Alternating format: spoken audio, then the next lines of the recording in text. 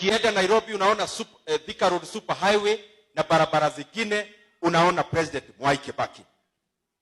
Ukiona hii barabara inakuja mpaka Maralal, hiyo barabara ukiangalia katika maneno ya serikali, utaona mtu wa kuchora hiyo barabara ni President Mwai Kibaki.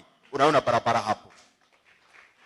Ukienda Marsabit na Moyale, utaona ile barabara ya kutoka Isiolo kwenda Marsabit kwenda Moyale, unaona President Mwai Kibaki hapo. Mimi nauliza viongozi wote kwa unyenyekevu, hii hata mimi I can kneel down for the leaders to listen. The Kenyan people will not forget. Let me rephrase. Viongozi wetu wote, even if it means us kneeling down to request you, Wakenya hawatakumbuka sisi kwa yale maneno tunasema kwa saa hizi. Wakenya hawatakumbuka yule kiongozi anapiga mwingine kwa maneno. Wakenya hawatakumbuka ulisema nini kuhusu yule kiongozi mwingine. Wakenya watakumbuka ile kazi tulifanya. Viongozi wetu wote, mimi ni mbunge, mimi ni mwanakamati wa bajeti. Kazi yangu ipimwe kama mimi mbunge wa Kiharu na mwenyekiti wa bajeti. Yule waziri mwingine amepewa kiti, apewe nafasi afanye kazi yake na apimwe na kazi. Let us stop hii maneno ya kuongea sana. Turudi katika kufanya kazi sana.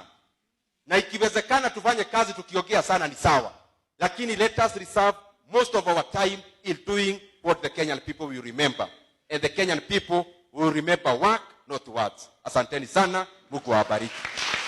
Mr. Speaker, I remember President Mwai Kibaki for the free primary education, and I remember when he was campaigning, his competitor then actually told the nation that it was impossible to offer free basic education. But President Mwai Kibaki went ahead to prove them wrong when he, of course, gave the people of Kenya an opportunity to go to school without paying. Also, most of us, Mr. Speaker, went to universities and got places in various universities, courtesy of the policies of President Mwai Kibaki for opening up space in our private public universities, Mr. Speaker, which previously were held on bed capacity, and also opened up the economy to be able to absorb capital from private sector for establishment of private institutions. But Mr. Speaker, I also want to remember President Kibaki more in regards to the economy. Across all dimensions of the economy, President Mwai Kibaki's legacy, Mr. Speaker, is towering. He got an economy that had revenues of around 200 billion Kenya shillings. By the time he left after 10 years, he had uplifted that revenue by 500% to 1 trillion Kenya shillings. The current regime under President Uhuru Kenyatta has only managed to move that revenue from 1 trillion to around 1.6 trillion, which is hardly 60%. Work that Kibaki did in half a year has taken the current regime an entire 10 years to achieve. President Mwai Kibaki got our country and our economy at a point where the total debt was around 600 billion Kenya shillings. Mr. Speaker, he left us with a debt of 1.8 trillion Kenya shillings, borrowing a net of 1.2 trillion Kenya shillings in a span of 10 years. But Mr. Speaker, contrasting with this regime, that debt from 1.8, we have actually surpassed even the limits we have set in this House. If you add even the guarantees, now the total debt is going towards 12 trillion. Mr. Speaker, also, economically speaking, President Mwai Kibaki left our country when the poverty level was around 39%. Mr. Speaker, as we talk now, Kenyans who face multidimensional poverty are just around 63%. Two-thirds of Kenyans' households, Mr. Speaker, are living in one way or the other in poverty. And therefore, Mr. Speaker, the country that President Kibaki left that was booming has, of course, descended into poverty. On the other sector, Mr. Speaker, which is more visible, President Mwai Kibaki gave a very good environment for our private sector to thrive.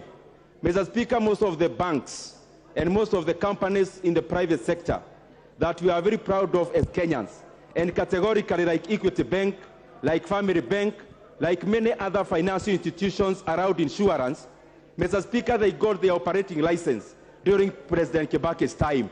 All this, Mr. Speaker, he never managed, Mr. Speaker, to ask for any stakes from these companies. And Mr. Speaker, because I see almost my time is up, among the many qualities we can learn from President Mwai Kibaki is that it is important for leaders not to be conflicted when they are leading.